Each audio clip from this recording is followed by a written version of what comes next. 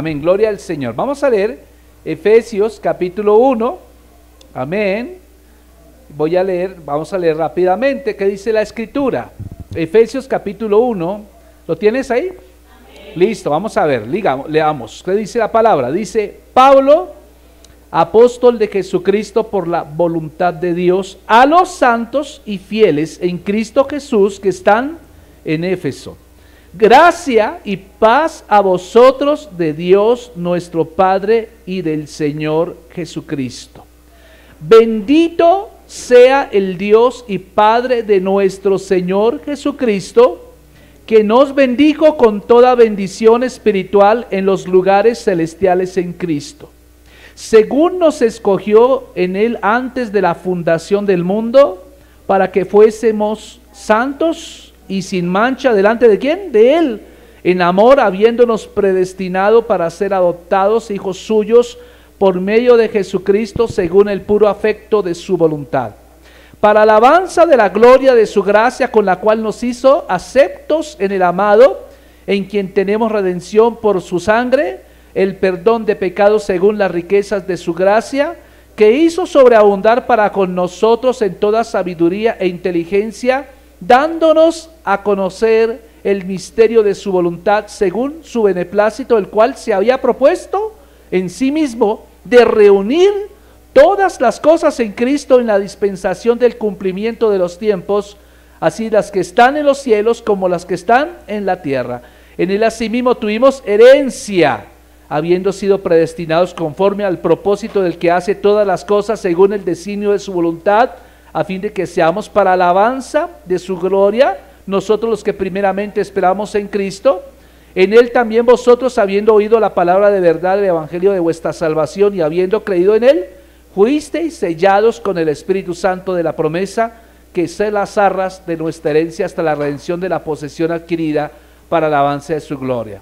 Por esta causa, amados, también yo, habiendo oído de vuestra fe en el Señor Jesús y de vuestro amor para con todos los santos, no ceso de dar gracias por vosotros, haciendo memoria de vosotros en mis oraciones, para que el Dios de nuestro Señor Jesucristo, el Padre de gloria, os dé espíritu de sabiduría y de revelación en el conocimiento de Él, alumbrando los ojos de vuestro entendimiento, para que sepáis cuál es la esperanza a la cual Él os ha llamado, y cuál es la riqueza de la gloria de su herencia en los santos, y cuál es la supereminente grandeza de su poder para con nosotros los que creemos, según la operación del poder de su fuerza, la cual operó en Cristo, resucitándole de los muertos y sentándole a su diestra en los lugares celestiales, sobre todo principado y autoridad y poder y señorío, y sobre todo nombre que se nombra no solo en este siglo, sino también en el venidero, y sometió todas las cosas bajo sus pies, y lo dio por cabeza sobre todas las cosas a la iglesia,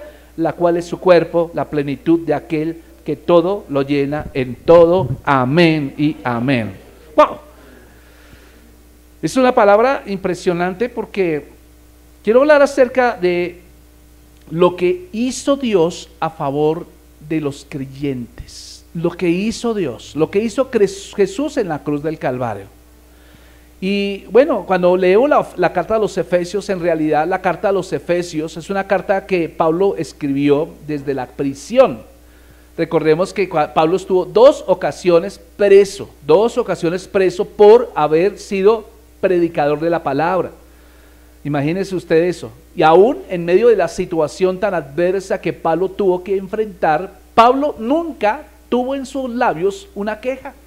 Nunca escucharás una maldición de parte de sí mismo. Incluso las cartas que él escribe desde la prisión son cartas que dan esperanza a los que están afuera. ¿Cuáles fueron esas cartas? Fue la carta a los Efesios 1, la carta a los Filipenses 2, la carta a los Colosenses y la carta a Filemón. Cuando tú lees esas cartas vas a darte cuenta que el contenido que hay en esas cartas es un contenido de amor y sobre todo de mucha ánimo para el que está afuera. Pues resulta, mis amados hermanos, que los efesios tenían riqueza sin límite a su disposición. Era una ciudad rica, era una ciudad bien ubicada, era un puerto del imperio griego primeramente, y luego pasó a ser parte del imperio romano en esa ciudad.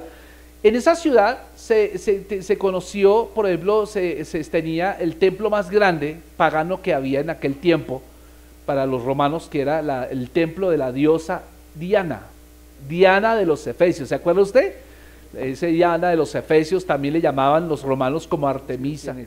Así que cuando Pablo abrió esa iglesia en el segundo viaje misionero, más o menos está relatado en Hechos 19, nótese algo, que la presión que había en el mundo hacia la iglesia no era poca, era mucha. Eso es como hoy en día, usted va a encontrar que hoy en día la presión ha aumentado. Este tiempo tenemos una gran presión social y por eso usted va a encontrar, haga la prueba y si usted tiene un celular, pregunte, dígale a Siri o a Alejandra, ¿cómo se llama? Alexandra, ¿cómo se llama? Alexa, bueno, Alexa, dime, ¿quién es Cristo? Y Alexa dice, Cristo es lo que cualquiera persona puede interpretar de ese tema, así, cosa así como todo despectivo. Y luego le pregunta, dime Alexa, ¿quién fue Buda? Y entonces Buda fue un gran líder, no sé qué, de la China, no sé qué, y da una cuestión larga. ¿Quién fue Mahoma? Y empieza a decir una cantidad de cosas. Incluso ustedes se dan cuenta que la tecnología tiene una tendencia tremenda ¿a qué? Adoctrinar, ¿cierto? Adoctrinar a la nueva generación en contra de Dios y en contra de Cristo. Todo el mundo habla bien de Dios.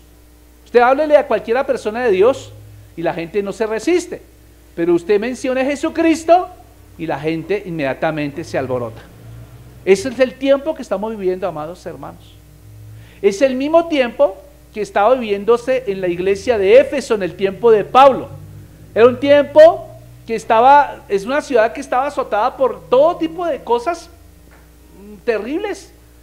Vemos también que quien era emperador en aquel tiempo era Nerón. ¿Se acuerda de Nerón? No sé cuánto han escuchado de Nerón. Dice, sí, fue un perro que yo tuve. Nerón fue uno de los emperadores más tremendos que hubo, mal llamado. Fue el primero uno de los más tenaces que hizo persecución sobre la iglesia primitiva. Perfeccionaron la cruz. La cruz no fue inventada por los romanos, pero la perfeccionaron como una forma de matar, ¿sí? Ellos se idearon que los cristianos podían ser echados a las bestias, ¿cierto? A los leones, a los hienas. También los campeonatos de esta cuestión, ¿cómo se llaman estos? Gladiadores. Entonces todo este tipo de cosas, y Nerón se inventó incluso, como el cristianismo iba creciendo y creciendo y que la gente estaba dejando de adorarlo a él porque él se proclamaba como Dios, los emperadores se proclamaban como Dios, la gente tenía que rendirles culto, arrodillárseles. Entonces, fíjense algo tremendo, que los cristianos, cuando la gente se hacía cristiana, dejó de seguir eso. Entonces ellos vieron un peligro en el cristianismo, porque no solamente le estaba quitando poder al emperador, sino también estaban dejando de vender, porque en Éfeso se vendían templecillos de la diosa Artemisa, y entonces las ventas se cayeron. Pasó igual como en Disney, igualito. Y entonces empezó la gente, empezó a haber una persecución tremenda. Y en ese contexto, es en ese contexto donde usted y yo vemos que surge una iglesia de creyentes, una iglesia cristiana, los Efesios. Y nótese también que cuando Pablo escribe esta carta, Pablo la escribe con mucho cariño, pero sin embargo, a pesar de la intimidad o del cariño que Pablo pudiera tener por los Efesios, podía haber un peligro en esa iglesia. Escuche, el peligro es que usted, a pesar de que conozca la verdad, usted puede estar tentado a vivir como un mendigo, espiritualmente hablando. ¿Por qué lo digo, mi amado hermano? Los efesios tenían riquezas sin límites a su disposición, pero podían estar siendo tentados a vivir como mendigos espirituales. ¿Por qué? Porque en la medida que ellos compartieran tiempo con esa ciudad que era pagana, con esa ciudad que tenía tanto pecado, tanta inmoralidad, ellos se volvían cada día más mendigos espirituales. Por eso Pablo escribe esta carta para animarlos, no para regañarlos, sino él escribe esta carta para ayudarlos a entender, a reclamar sus recursos celestiales. Porque cuando Cristo murió en la cruz, él no solamente murió, sino que él resucitó y ascendió al cielo. Escuche esto. El hecho de que Cristo haya hecho esa obra tremenda nos habilita, o al que recibe a Cristo lo habilita con beneficios para caminar en esta tierra. Escuche, cuando yo entiendo el por qué Cristo murió en la cruz, el por qué Cristo resucitó, el por qué era necesario que Él muriera en la cruz del Calvario, no solamente me prepara para vivir en el cielo, sino que me dota para vivir exitosamente en esta tierra. Y los efesios tenían que conocer cuál era esa lista de cosas o recursos celestiales. Solamente ellos podrían extraer esos beneficios para que fueran exitosos en su caminar en esta tierra. ¿Aló? Y en la primera mitad de la carta, porque Efesios tiene 6 capítulos, si usted cuenta los capítulos, ¿cuántos capítulos tiene Efesios? 6. Curiosamente, los primeros 3 capítulos de la carta a los Efesios contienen toda una lista de cosas que Cristo obtuvo para nosotros en la cruz. Cuando Cristo murió en la cruz, no solamente nos salvó, sino que nos dio una serie de cosas que nos dan poder, que nos habilitan, que nos capacitan y que nos dan todo lo necesario para vivir una vida exitosa en cualquier área de la vida que tengamos en esta tierra. Y usted puede pensar en cualquier área de la vida. Hablemos del área familiar. ¿Cómo podemos ser exitosos como esposos? O hablemos en el área de padres. ¿Cómo podemos ser exitosos como padres? O hablemos en el área laboral. ¿Cómo puedo ser yo exitoso como empleado o como empresario? ¿Cómo yo puedo ser exitoso con amistades? Gloria a Dios. O sea, lo que Pablo está diciendo en la carta a los Efesios es más que teoría. Lo que Pablo está diciendo en la carta a los Efesios es realmente unos principios para poner en práctica y para comprobar que si los ponemos en práctica, efectivamente nos va a ir bien. Gloria al Señor. Por eso vamos a encontrar que el apóstol empieza a bosquejar en los primeros 3 capítulos toda una serie de cosas que llamamos la riqueza celestial. Todos somos ricos. ¿Usted es rico, hermano? ¿Cierto? Somos bendecidos. ¿Por qué? Porque fuimos adoptados, porque fuimos redimidos, porque somos herederos, porque fuimos sellados, ¿cierto? Con su Espíritu Santo. Somos más que vencedores. Y usted lo lee ya en el versículo, ¿cierto? Y en la segunda mitad de la carta, él muestra cómo aplicar eso que sí sabemos para la vida práctica. Entonces, lo que Dios quiere en últimas es no que tú sepas solo Biblia, sino que tú la pongas en práctica. Porque cuando resumimos el mensaje de Pablo a los Efesios, es simple. Es simple. Lo que tú creas, eso va a afectar tu comportamiento. Lo que tú creas va a afectar tu comportamiento. No sé, mire usted qué cree. Yo por lo menos hablo con muchos de ustedes y con la sola conversación yo puedo percibir que algunos de ustedes creen que Cristo es poderoso y por eso viven vidas poderosas. Algunos escucho y dicen, no, es que estoy enfermo, es que creo que me va a dar cáncer porque me dio como un dolorcito acá y creo que me está empezando a dar un cáncer acá. Pues esa es la fe que tiene. Yo creo que me van a echar del trabajo.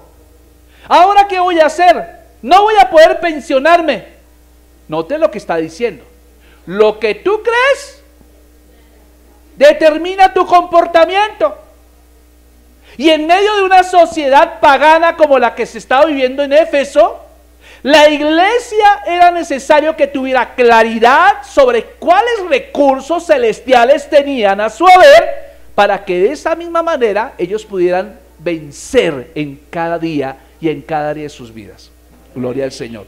Por eso, mi amado hermano, lo que tú creas afecta tu comportamiento. Y hay 3 palabras que encontraremos a lo largo de esta palabra. Caminar. Aprende a caminar. ¿Cuál es lo que tenemos que hacer? ¿Aprende a qué? Aprende a caminar. Pero pastor, yo ya sé caminar, ¿cierto? Ya me sé. Ahorita por lo menos. Cuando Pablo escribe esta carta, realmente le está escribiendo a unos cristianos que tenían buen conocimiento, tenían buen corazón, amaban a Dios. ¿Cuántos aman a Dios acá? ¿Le gusta venir a la iglesia? Pero de pronto usted todavía no está entrenado bien para caminar. Y para poder caminar en esta vida se necesita saber qué recursos contiene usted. Pero yo me pongo este ejemplo porque en la vida cristiana Dios también te ha dado poderes. Te ha dado poderes. Y mucha gente, la gente no sabe cómo actuar en ciertas situaciones por desconocimiento de lo que tienen en Cristo.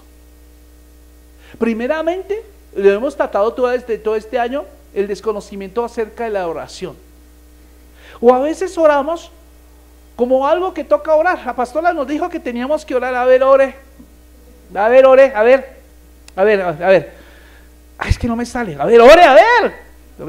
Entonces, no oran. ¿Por qué? Porque no tienen claro cuáles son los recursos celestiales que tienen en Cristo. Pero cuando yo tengo claro cuáles son los recursos que Cristo tuvo para mí en la cruz, entonces mi oración no va a ser una carga, sino va a ser un deseo. Va a ser un placer hacerlo, ¿me entiende? Y a eso es lo que Dios quiere llevarnos. Escuche, porque cuando Pablo está diciendo que tenemos que caminar como es digno, ¿cierto? Entonces, él toma toda la vida para vivir la realidad de estas declaraciones. Por ejemplo, la conducta del cristiano debe ser acorde con lo que Dios nos ha dado.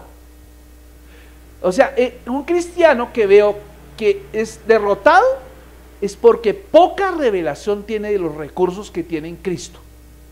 ¿Entiende eso? Un cristiano que veo que es maduro es porque tiene una gran revelación de lo que tiene en Cristo. Y a pesar de que los efesios eran muy amigos de Pablo, uno cuando ama a la gente uno le dice la verdad. Usted si ama a una persona no se ponga a decir eso lo bonito, también tiene que decirle, mira, fulanito de tal, tú eres una persona que yo aprecio con todo mi corazón y tú lo sabes, ¿sí? Pero una de las cosas en que yo tengo que aprender, o que tenemos que aprender, es que cuando yo quiero demostrarte cariño a ti, también tengo que decirte las cosas en las cuales estás fallando. Y muchas personas a las cuales se les dice las fallas, piensan que ya no se les ama. Al contrario, se les está amando. ¿Cuántos de ustedes les gusta que su pastora les diga, oye, te felicito, lo has hecho muy bien? Seguro se siente contento, ¿no? Pero ¿cuántos de ustedes les gustaría que la pastora los llamara? Venga, yo quisiera decirte una cosita. A ella no nos gusta mucho, ¿sí o no? Porque estamos acostumbrados solamente a escuchar cosas bonitas. No nos gusta que nos confronten. No nos gusta que nos digan lo malo. No nos gusta que nos digan, oye, lo que tú dijiste o lo que tú hiciste está mal. Pero si tú estás viniendo a la iglesia, es porque tú estás dispuesto a escuchar tanto lo bueno como lo no tan bueno. ¿Para qué? Para corregir tu caminar en el Señor. Porque eso es lo que finalmente Pablo está queriendo enseñar. Y entonces Pablo está insistiendo que la conducta del cristiano debe ser acorde con su llamamiento. Y él es indescriptiblemente rico en Jesucristo. Usted es indescriptiblemente rico en Jesucristo. He dicho, usted es indescriptiblemente rico en Jesucristo. Usted está dotado de toda bendición espiritual. ¿Aló? Pero tenemos que aprender a caminar en la luz, a la luz de esa riqueza. Yo les contaba el chistecito este que ya está más gastado, pero vale la pena volvérselo a contar, de aquella parejita que se ganó un crucero en el Caribe. Como ellos nunca habían montado ni siquiera en flota, entonces creyeron que ellos tenían que llevar su lonchera, hicieron maíz pira, papas chorreadas, lo que pudo caber en la maleta, porque eran 8 días de crucero y ellos dijeron, vamos a tener que dosificar las papas y el maíz pira para todos estos días de crucero. Y hermano, el día 7º ya se les había acabado el maíz pira y la papita, y esos estaban allá, pobrecitos, así todos. Y él dijeron el último día, bueno, hagamos algo, echémonos un champús ahí, vamos al casino y comemos lo que. Y de allá fueron allá y pidieron, y era buffet abierto. Y cuando se acercaron tímidamente al mesero, dijeron, ¿cuánto debemos?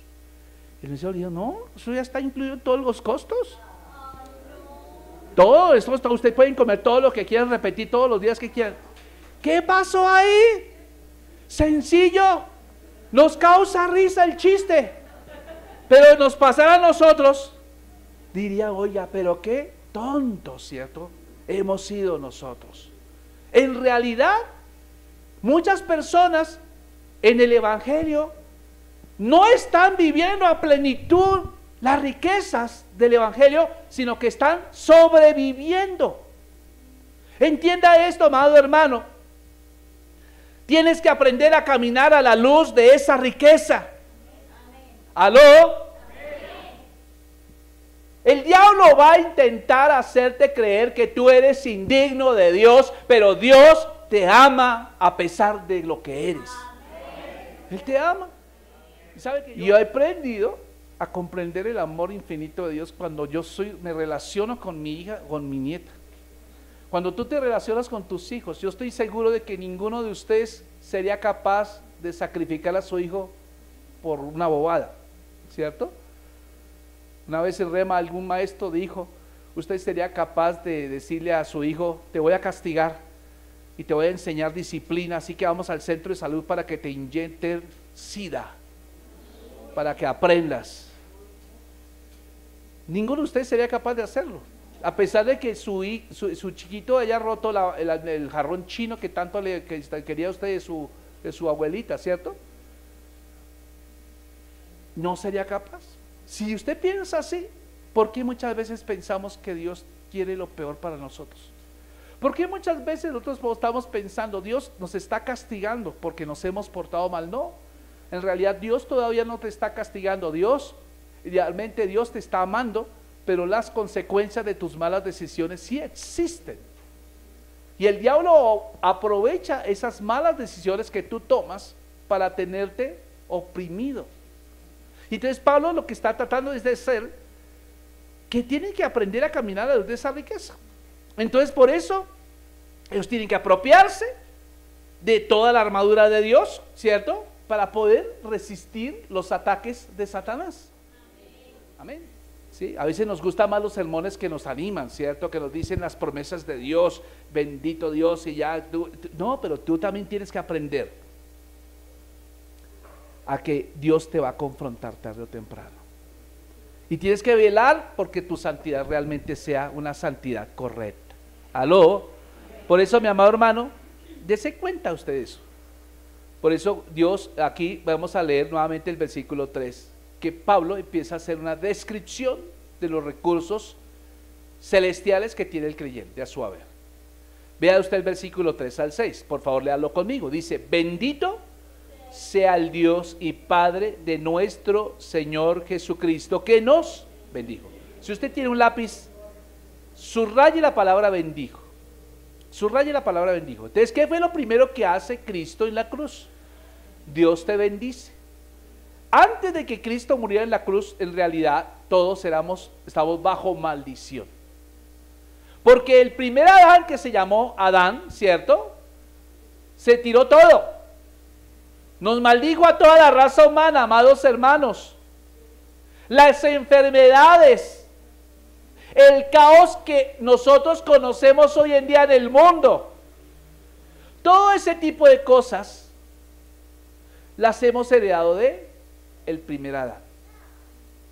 Así que si una persona, por ejemplo, usted conoce a la gente del mundo es hija del primer Adán. Por eso hacen lo que la maldición hace, ¿cierto? Por ejemplo, usted ve que la gente va fácilmente a la rumba.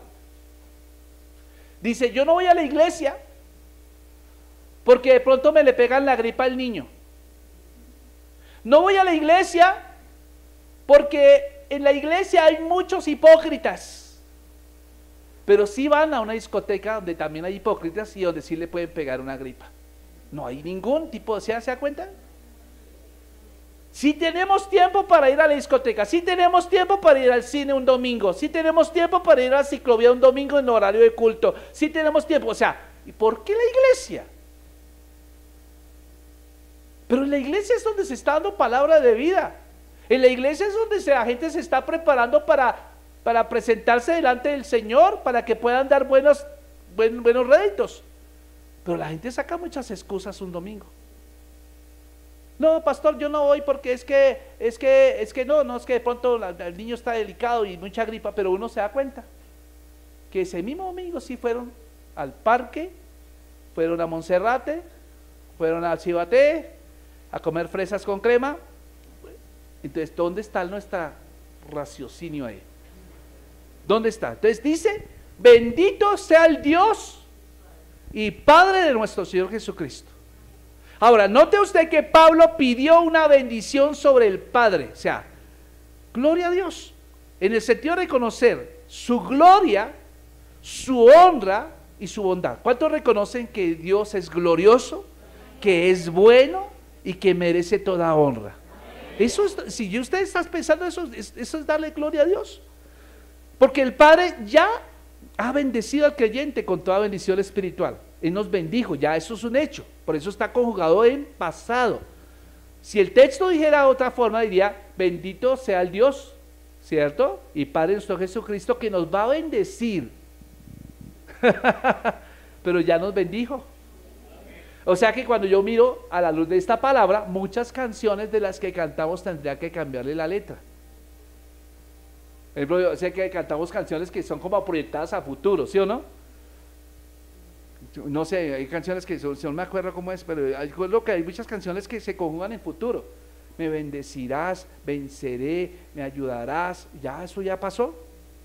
¿Qué más quieres, hermano? Dios te está diciendo, pero si ya te ayudé, ¿qué más puedo hacer por ti? Es que di mi propio hijo en la cruz por tu vida. ¿Acaso habrá algo más que poderle añadir a eso? Entonces, muchas veces nosotros estamos conjugando mal el verbo, y ese conjugar el verbo en futuro nos está dando a entender como que Dios no ha hecho nada por nosotros.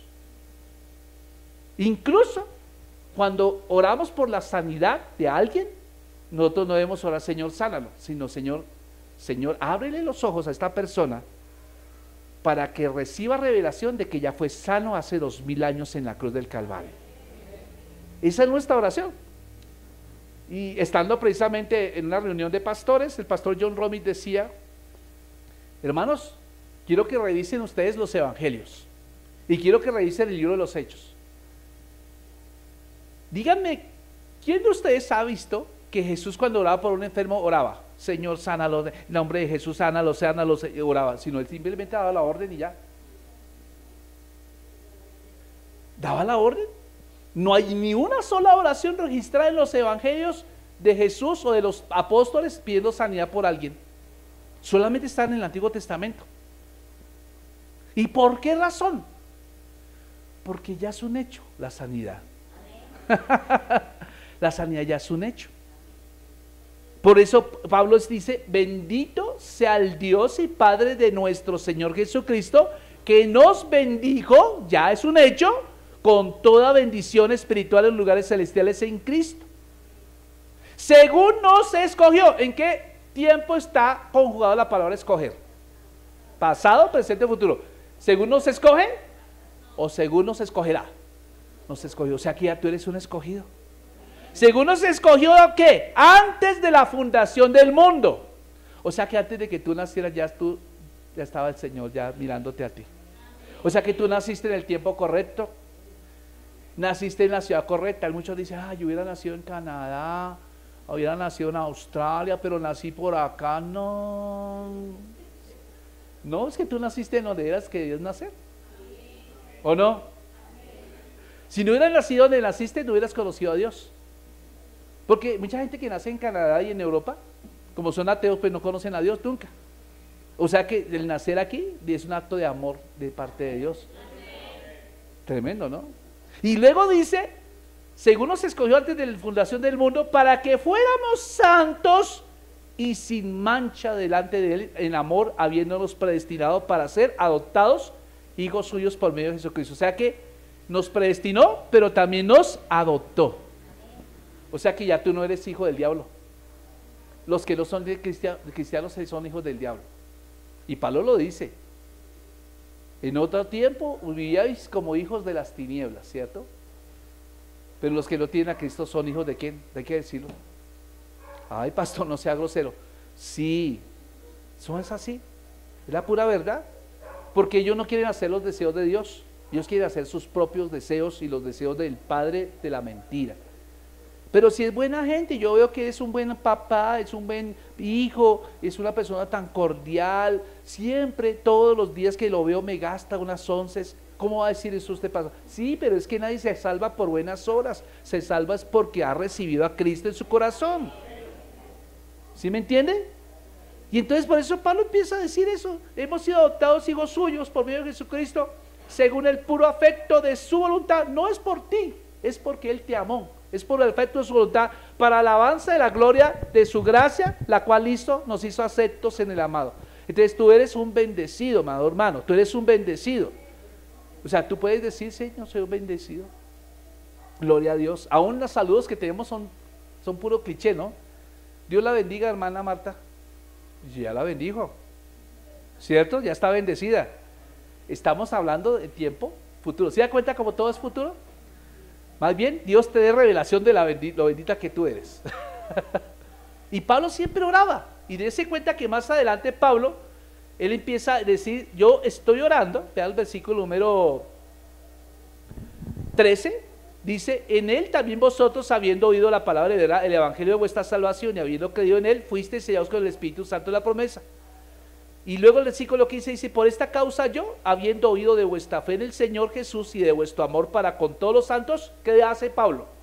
No ceso de dar gracias por vosotros, haciendo memoria de vosotros en mis oraciones, para que el Dios de nuestro Señor Jesucristo, el Padre de gloria, os dé espíritu de sabiduría y revelación en el conocimiento de él. O sea que Pablo no está orando para que los efesios tengan casa, carro y beca.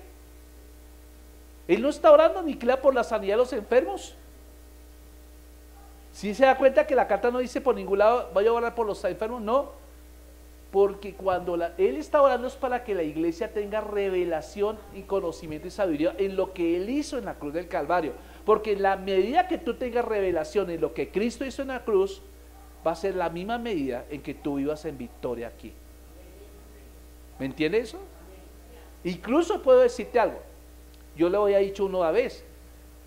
Cuando usted escucha que una iglesia está haciendo campaña de milagros, de sanidades, que eso es profético y es bíblico, en realidad esas campañas de milagros y sanidades no son para los creyentes, son para los que no creen todavía, porque hay creyentes que necesitan ver para creer. Pero usted no es de los que ven para creer, usted es de los que creen para ver. Y entonces, ¿cuál es la sanidad para un creyente? Pues la sanidad para un creyente es tener revelación y sabiduría en lo que Cristo hizo en la cruz del Calvario. ¿Entiende? ¿Y cómo lo logro? Leyendo las Escrituras. ¿Cómo lo logro? Leyendo todas las cartas que hay en el Nuevo Testamento. Cuando usted lee las cartas, usted tiene más revelación de lo que es en Cristo.